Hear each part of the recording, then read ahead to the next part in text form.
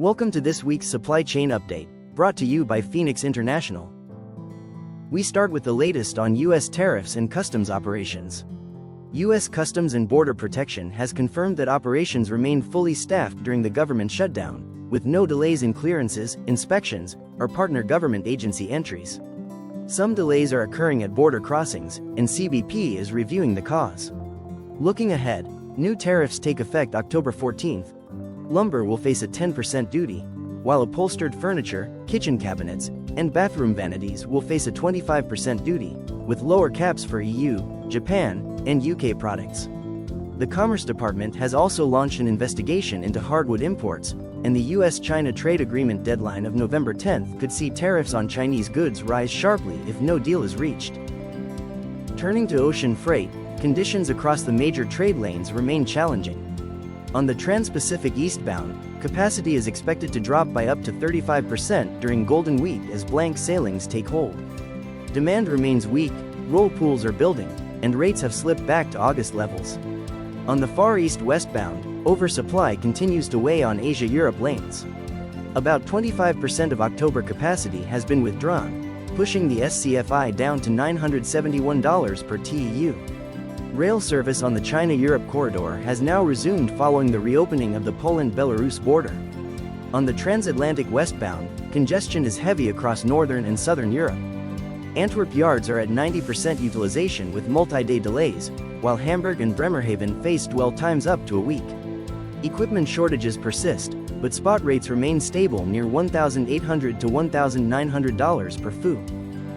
Looking at air freight, Golden Week has added extra pressure across Asia.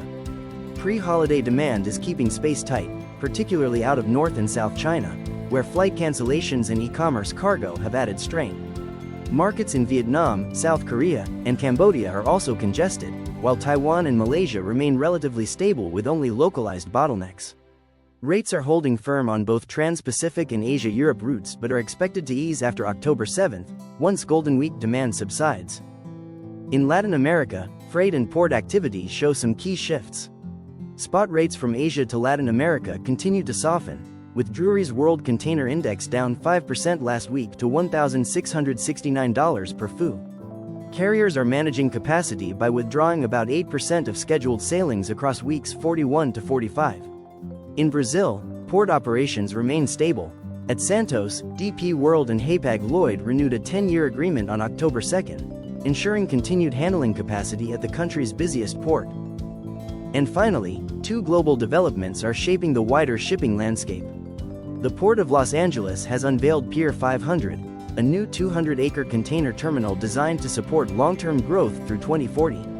Once completed, the Long Beach Port Complex is expected to handle up to 40 million TEUs annually, double today's volumes.